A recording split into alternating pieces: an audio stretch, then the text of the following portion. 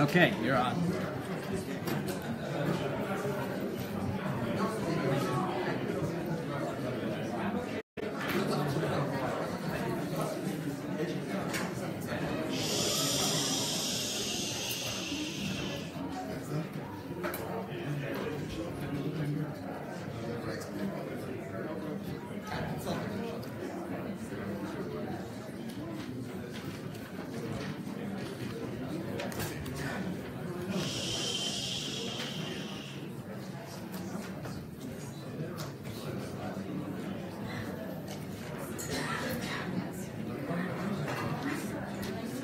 If people could please come back to their seats.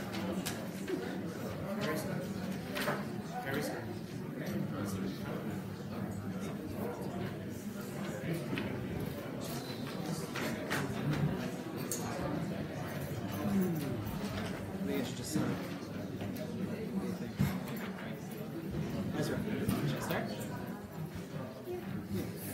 Okay. Thank you very much for coming to Tanach in a Day. For anyone I didn't greet, for Yeshua and Shoftim, my opportunity to refresh the greeting now. As we start Yeshaya, I want to thank Dr. Ellen Warner and Dr. Jeff Lipton for sponsoring this shir in loving memory of Frida Warner and Norman and Helen Lipton, Zichron Livracha. I'll also note, for those who are watching online, that you can get the full roster, the full schedule at www.torontotorah.com/Tanach. There are also opportunities there to donate to sponsor the program. There is a lot going on in Yeshaya, and I'm going to do the best I can with this. But for those who were here when I did Yeshua and Shoftim, I'm going to change the model a little bit for this book, in the sense that I'm going to spend more time on the background of the book and some of the real issues that challenge the reader in Yeshaya, and less time on the theme of politics and prophecy, because I think that comes out through the book itself anyway. If you take a look at the first source on the sheet, the page numbers there are from the Art Scroll Tanach that we've distributed in the room. Thank you to Shari Shemayim for providing these. This is my favorite part of Yeshaya. Chapter 44, Parekh Mem Daled. It's on page 1033. Since not everyone has a Tanakh, I'm going to read this out to you. This comes from a passage in which God speaks about the difference between himself and idolatry. And the main difference that Hashem identifies is that he's able to call his shot. He's able to tell you what is going to happen in the future. And so here we get a prediction. And listen to these words for those who don't have it in front of them. Thus says Hashem, your Redeemer, the one who formed you from the womb. I am Hashem, who has made everything, who spread out the heavens by myself, who firmed the earth of my own accord, who abrogates the omens. I would translate it differently, but I'm just reading what they have. The omens of the stargazers, makes fools of the astrologers, who makes wise men retreat, makes their knowledge foolish, who confirms the words of his servant and fulfills the counsel of his messengers, who says of Yerushalayim it shall be settled, and the cities of Yehuda they shall be built up. I will rebuild its ruins. Who says to the depths, dry up, and I shall dry out your rivers. Who says of Cyrus, of Koresh, he is my shepherd, he will fulfill all my desires. To say of Jerusalem it shall be built, and of the temple it shall be established. And he goes on to speak about what Koresh, what Cyrus is going to do. Why is this such a remarkable passage? Persia hasn't happened yet. Thank you, Ezra. What's a Cyrus? If you're around in the days of Yeshayahu, of Isaiah, we're going to pin down his timeline more accurately in a moment. But you're decades away from when the Babylonians are going to come destroy the temple, and you are predicting that the Persians are going to come send us back home after the 70 years of the exile, and you are naming the king who's going to do it. What in the world is going on in this book? How do you get to do that, and how did that work for the people of his time? So that's part of what we have to talk about. It's such an incredible book, Yeshaya. Unfortunately, what we tend to be familiar with are the passages in the book that are used as a haftorah. Right? That's what we know, which largely come from the end of the book, and they're beautiful. Don't get me wrong. They're beautiful, but there's so much going on in this sefer, in this book. So first of all, timeline. It occurs in the middle of the first Beis HaMikdash, the first temple, and it runs through the time when the Assyrians exiled the northern kingdom of Yisrael, which hopefully you learned all about in Malachim in the previous class. And it goes through the time when the Assyrians first dominate the southern kingdom and then are driven back from it. Yeshaya is a Navi for an extraordinarily long time. If you follow the approach in the Midrash, more than 80 years would be at least one way to do the calculation. If you take a look at chapter 6, sentence 1 in Yeshaya, I didn't put it on the sheet, but it's on page 963, you find that he begins Bishnas Mos HaMelech Uziyahu, the year of the death of King Uzziyahu. That's the beginning of his book. The first 5 chapters in Yeshaya are actually, they occur later, but they're moved back as a preface to the book, which we're going to talk about. But the chronological start is the year of the death of King Uzziyahu. And if you jump back now to the beginning of the book, you find out that he prophesied through the reigns of King Yotam next, King Achaz after that, and King Chizkiyahu after that. And his death, according to the Midrash, is in the time of King Menashe after Chizkiyahu. That's a very long time. If you were working with the Midrash account for history, you would say that he is in the 6th century before the Common Era. The historians will put it earlier in time and say it's the 8th century before the Common Era. There are many other prophets during this time. We will encounter them this afternoon in Treyasar, Hosea, Amos, Micha, Yonah. They're all contemporaries of Huldah. Huldah a little bit later, but they're all contemporaries of Yeshaya. So the major themes and questions addressed in the book. Theme 1, the importance of Ben Adam Lachavero, the importance of the way that human beings relate to each other. Yeshaya has two main targets for his rebuke of the Jews. One is idolatry, but the other, and really the dominant one, is the way we relate to other people. So much so that in the beginning of the book, when he gives the famous rebuke that is the Haftarah for the Shabbos before Tisha B'Av, the Haftarah of Chazon, after detailing the ways in which the Jews have sinned, he pledges you are able to return. You can still come back. But the requirement for you to come back, he says, is Rachatzu Hizaku, cleanse yourselves, purify yourselves. How do you do that? Limdu Heitev, learn to do good. Dirshu Mishpat, seek justice. Ashru Chamot Shiftu Yasom Rivu Almana. He wants you to perform justice for the victim, for the orphan, for the widow. And of course, it's most famously seen in the Haftarah that's read on Yom Kippur, where Hashem says, the kind of fast that I want is the one in which you open up the chains and you release the people who have suffered and you help them. This is a major theme for Yeshaya. And he says, when you correct your wrongs between people, that will lead to a correction of the wrongs between you and God. The key is first through social correction. Another theme, Hashem as the manipulator of history. We talked about this in Shoftim. You see it in Yeshaya as well. The idea that everything that happens is ultimately ordained by God. He elevates and lowers nations as he chooses. The difference between God and idolatry, which I mentioned at the beginning, the fact that God is able to predict that which is going to happen. Visions of a future time when all will be at peace and everyone will recognize God and everyone will recognize God's nation, the Jewish people. The visions of our return from exile in a manner which will echo the departure from Egypt. This is always fascinating to me. There's a Midrash that we learn in day school about how when we cross through the Yam Suf, we cross through the sea splits, not one way, but how many ways? 12 ways. Where does the Torah say that happens? It doesn't. How did the Midrash get the idea? From Yeshaya. Because in Yeshaya, it says that when I take you back from exile, I will do it the way I did when I took you out of Egypt. And there, Hashem describes splitting the sea into channels for each group that comes back from a different nation in which they have been exiled. Each group gets its own channel. See, the problem is that Midrash was written for people who know Tanach. So the Midrash assumes you know that. And it doesn't even bother to tell you, look in Yeshaya, Parekh Aleph, because that's where it is. It just assumes that we're all smart. But that's another of the themes here is the way in which the final redemption echoes the departure from Egypt. The challenges to the Jews in Yeshaya are not news. They're the same challenges we encounter for much of Tanakh. Loyalty to God versus loyalty to the idols that are around us. Widespread corruption among the leaders of our community, among the judges who take advantage of the vulnerable. And one particular point, which we'll see as we go through the book in terms of the issue of politics and prophecy, is the problem of foreign alliances. Yeshaya doesn't want the Jews to rely on the nations around them. He wants them to rely instead on God. A little bit of background on the book, though, but now that we've just identified the themes. The book can really be divided up into two parts. Chapters 1 to 39 and chapters 4 to 66. If anyone is familiar with Isaiah, I'm going to come back to that. I'm not there yet. But chapters 1 to 39 are basically messages of rebuke and warnings of punishment for various nations, mostly not the Jews, but to the nations around us. An urging of our kings to do what Yeshaya believes is correct. A blend of prose and beautiful poetry.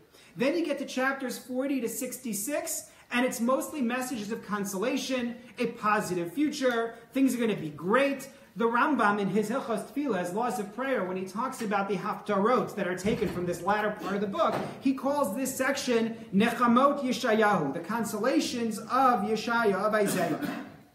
The authorship of the book, according to the Gemara, and it's there in source number 2 on your sheet, is credited to Chizkiah v'siato, Chizkiah and his associates. According to Rashi, it actually continues after Yeshaya's death. It's written down, which is really important because Yeshaya outlives Chizkiah, which means that when you say Chizkiah and his group wrote it down, what you really mean is Chizkiah's group. His associates, not even King Chizkiah himself, but there's a group of sages who compile this book out of the prophecies of Yeshaya, and I'm going to come back to that in a bit.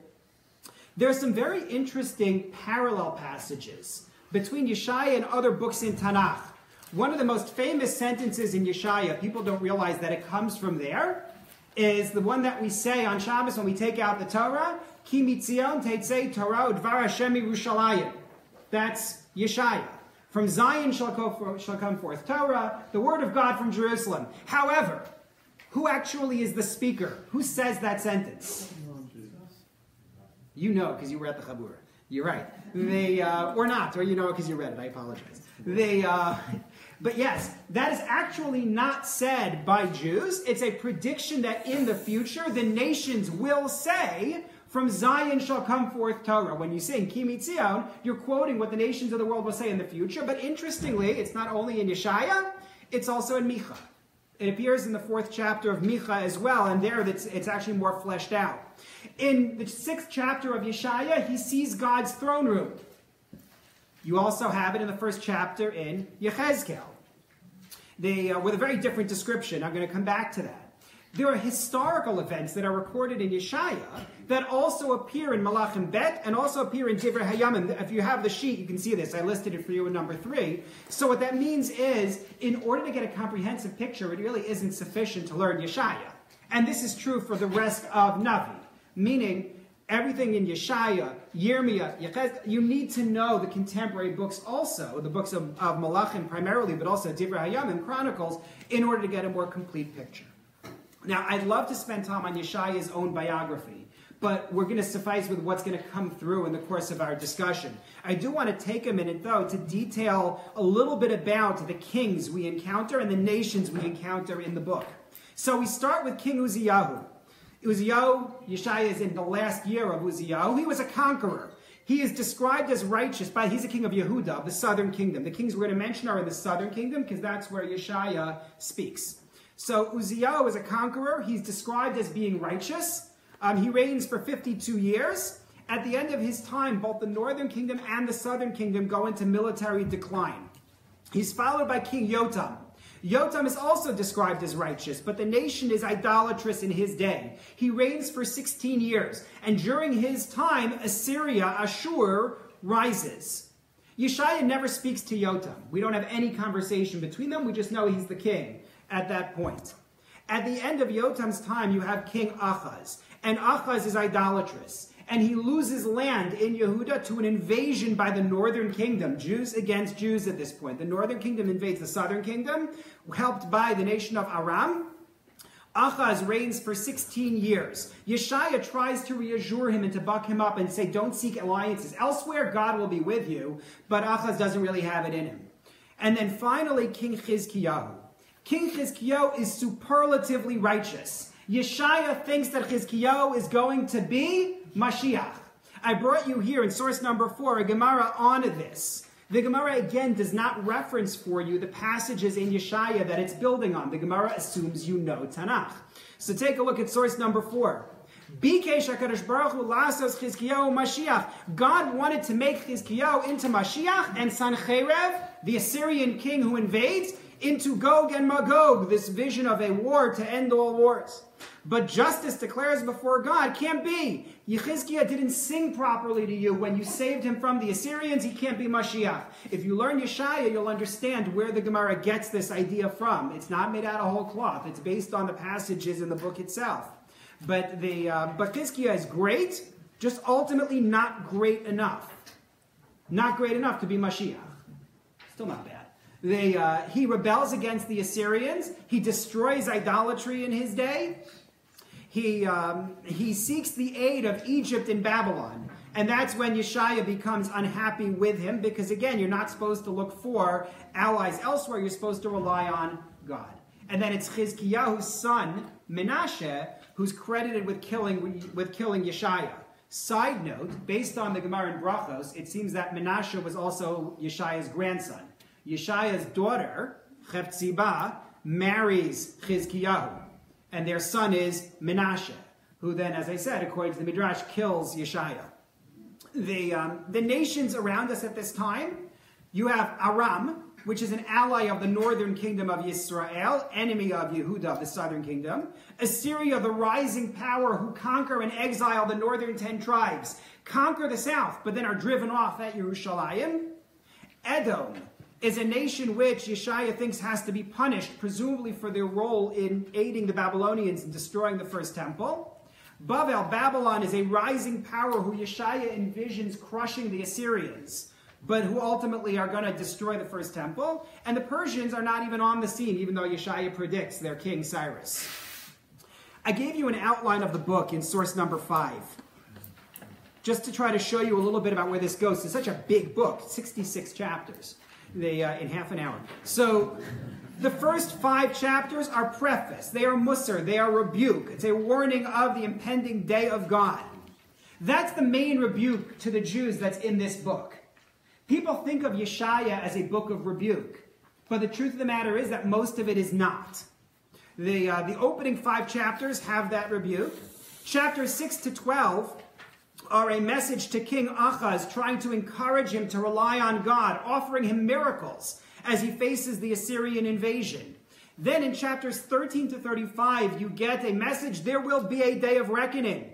There's a series of messages of punishment for different nations, including the northern and southern kingdom, but also Bavel and Moab and all the nations around us. Then a vision of a better time coming after the day of judgment. 6 messages which begin with the word hoi, offering rebuke for the wicked, redemption for the righteous, and then finally envisioning the destruction of Edom. For those who are here for Treyasar, we'll talk more about Edom when we talk about Ovadia. Then you get the stories of King Chizkiyahu. Chizkiyahu versus the Assyrian invasion, Chizkiyahu's dialogues with Yeshayahu, Chizkiyahu's illness, the messages that Yeshaya gave him, and then the last part of the book is the focus on the future, and I outlined for you the different parts of it, and you can see it there on the sheet. I'm not going to go through it in depth, except to tell you, as an example of why it's worth it to learn these books and to learn them carefully and learn them to the end, when you get to the next to last line in my outline, Prakim Samach Gimel Samach Daled, chapters 63 and 64, they're embedded within a whole bunch of chapters which are used for Haftarot, but this section is not. And there you find a eulogy for Moshe Rabbeinu in Yeshaya, at the end of Yeshaya. I'm not going to ask for a show of hands of how many people knew that there's a eulogy for Moshe Rabbeinu stuck at the end to Sefer Yeshaya. But that's the sort of thing that you can discover when you open up Tanach. It's really incredible. Okay, so there are 3 issues that I want to highlight from this book, because they're issues that are on people's minds always when you approach it. The first is the divine throne room. Yeshaya Parekh Vav, chapter 6, has the vision of Yeshaya in God's throne room. And the thing that captures people's attention is the fact that it's different from the description given by Yechezkel in the first chapter of Yechezkel. In the first chapter of Yechezkel, you get what we read for the Haftorah on the first day of Shavuot. And it's a description of fiery angels, Ofanim, Chayot, Srafim, it's an incredible vision. And no one really knows what to make of it. And the Gemara says, don't worry, you're not supposed to understand this, which makes me feel better. That's the first chapter in Yechezkel. Whereas in Yeshaya, you get a mention of Srafim. And then everything else is just a conversation that goes on in the divine throne room. None of the fireworks, none of the fire and brimstone, but they're seeing the same space. How can that be? You get a very important lesson for learning Tanach here. Take a look at source number 6, please. The Gemara in Chagiga. Rava said, all that Yechezkel saw, Yeshaya saw. What is Yechezkel like? A villager who sees the king. What is Yeshaya like? A resident of the city who sees the king. Because remember, Yechezkel goes into exile in Bavel, in Babylon. He doesn't have a Beis HaMikdash. He doesn't have a temple. He's wildly impressed by all the angels that he sees. Yeshaya, he has a Beis HaMikdash. He has a temple. He's not wowed by the angels. Yeah, there are angels there, but that's not what I'm focused on. He doesn't take the real estate to describe that. It's not interesting to him. And from this we get a very important point, which is, unlike in Chumash, right? When you're learning Chumash, Moshe is supposed to be giving to you a word-for-word message that God has told him, this is what you should tell them. When you get to Navi, the prophet is digesting his vision. The prophet sees something, analyzes it, and gives you it in his own words. And that's why they can see the same thing and describe it differently. There's a different passage of Gemara in which it actually says, if two Nevi'im give you the same exact message, you have a problem. Somebody's lying. Because they are supposed to be unique. That's its own discussion, but I wanted to at least touch on that. The second point that I wanted to address is what I referenced before as Deutero-Isaiah. Scholars who read this and are not coming to it from a religious perspective are bothered by a basic problem. It's the one that we started the book with, right? Our discussion 20 minutes ago, which is, how in the world do you tell people Cyrus is coming and he's going to redeem the Jews from an exile they aren't even in yet, by leading a country that hasn't even become a power in the region yet? What did people think when they read this? How can that possibly be? The whole idea that you can prophesy something that hasn't happened and that you can tell it to people, it doesn't make sense unless you're a believer in the religious character of this book. So that leads them to a few different theories. The most famous one is the Deutero-Isaiah theory, Deutero meaning 2. And that's the idea that there are really 2 books. 1 to 39 are from the historical Yeshaya, and chapters 40 to 66 are from some later prophet, also named Yeshaya, who's speaking either between the 2 temples or even after we've come back for the 2nd temple. There's another theory that has 3 Isaiahs, because once you're multiplying, why not? So 1 to 39, and then 40 to 55, and then 56 to 66. There's even, I saw on Wikipedia, which means it must be right, a second approach that divides it differently, 1 to 33 and 34 to 66. Fundamentally, they're all driven by the same problem of how can you predict Cyrus to the nation, and they have certain evidence. Specifically, the fact that after chapter 39, the character of the book does change. You don't find any stories about Yeshaya after chapter 39. You don't find Yeshaya's name after chapter 39. Some of the key words that Yeshaya repeats a lot in the early going start to disappear as you get towards the end of the book. However, there are many reasons why I am, aside from the religious point that we're told in the Gemara, this is one book by one prophet, frankly, there are just weaknesses within the theories. For starters, the Dead Sea Scrolls edition of Yeshaya has the complete edition. We have no fragment scroll of just 1 to 39 anywhere, or just 40 to 66 anywhere. It doesn't exist. Not only that, there's much that coheres the different parts in both theme and word choice, making them look like they are one book. You make the point about there not having any stories about Yeshaya in the second part, from 40 to 66. Look back at my outline that I gave you here. There aren't stories in most of the book. 1 to 5 has no stories. 13 to 35 has no stories. You have two sections with stories, chapters 6 to 12 and chapters 36 to 39.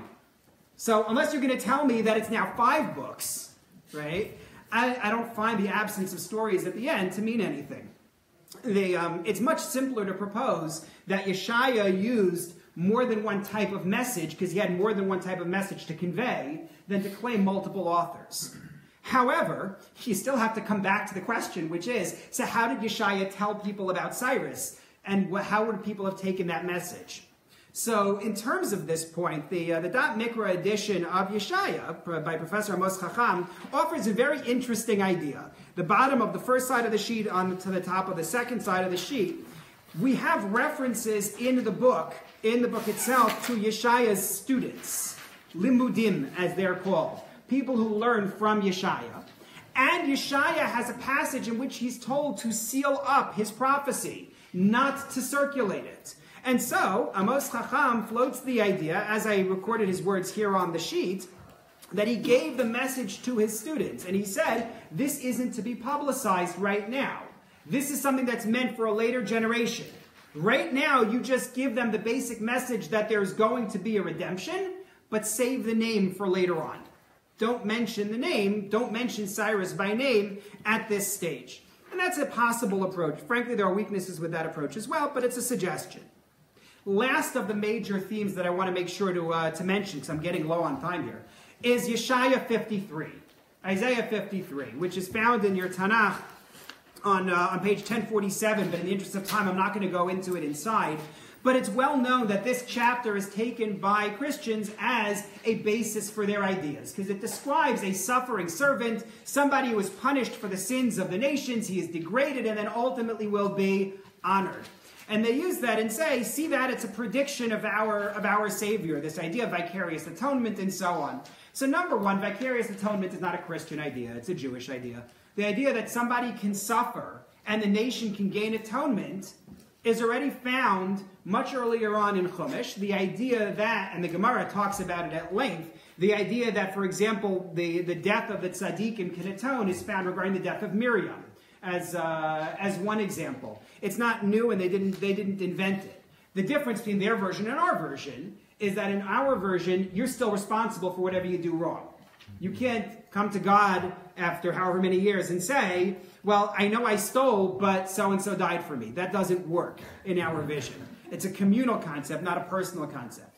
But more to the point, in terms of that chapter, there's no need to read it in a Christian way. I gave you on your sheets in the back a translation of the chapter based on Radak's read, in which it's very clear the suffering servant is the nation of Israel. It's the Jews who suffered while they were in exile. I referenced for you as well the Kuzari with a nice discussion of it. Abarbanel, of course, goes to town on this, and he brings 10 arguments to show that it can't be the Christian way. It's worth knowing, though, about this and recognizing that the way we read it generally is that the Jews are the suffering servants, so to speak. Last point. In terms of politics and prophecy here, and there's not much time, but briefly, Yeshaya's main focus is moral and theological instruction. Accept God, reject idolatry, and when you act properly with other people, as we said in the beginning, then your relationship with Hashem will also work out. That's his basic message. But he has a lot to say about the future as well. He talks about the future punishment in exile. He talks about a future redemption at length. He predicts Mashiach. But at the same time, Yeshaya has a third track, which are the political messages that he brings. Primarily two. One, don't make covenants with the nations around you. An issue that was an issue throughout the book of Malachim, the book of Kings, which you discussed in the previous class. I gave you a couple of references in number 10 to where he talks about Achaz not looking for alliances elsewhere. He tells Chizkiyahu repeatedly not to look for alliances elsewhere. That's one message. And the other is the message that the politically powerful have to recognize the supremacy of religious authority, to the point where there's a crisis. Yeshaya won't go to Chizkiah. Yeshaya is supposed to give Chizkiah a message. He won't go to him. He says, I am the prophet. He's the king. He should come to me. And Chizkiah says, I'm the king. The prophet should come to me. I brought you the Gemara on this in source number 11 with its version of the story. In which they are at each other's, they're not at each other's throats. They're separate. They're completely separate. One won't go to the other. Until finally Hashem creates a situation in which Yeshaya will have to go to Chizkiah because Chizkiah is ill and bedridden, and Yeshaya has to go to him. But that's a key message for him, is that the religious authority ultimately holds sway over the politically powerful. Last point, as I did in Yoshua and Shoftim, how does this book affect my relationship with God? So number one, the strong emphasis on Bein Adam Lachavero, on the way we relate to each other, the fact that he gives that primary weight, even though clearly Bein Adam Lamakom, the relationship with God, matters to him, he places primary weight on how we relate to others. I think that's very instructive. The message of looking for God's hand in history, and the anticipation of a new Yetziat Mitzrayim, that just as we left Egypt way back when, and we had all of those miracles and all of those wonders and the splitting of the sea, Yeshaya promises repeatedly in the book the same will happen for us once again. Thank you very much. And Yaron Peretz will start momentarily with Yirmiyahu. Jeremiah.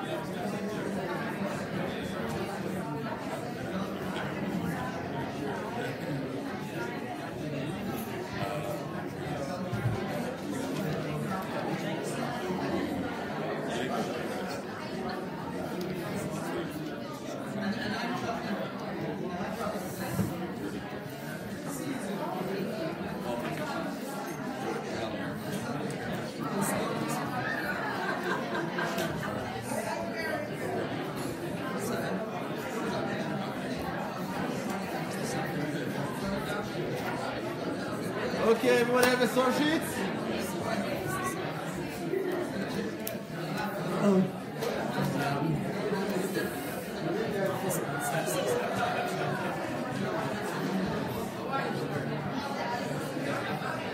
Okay!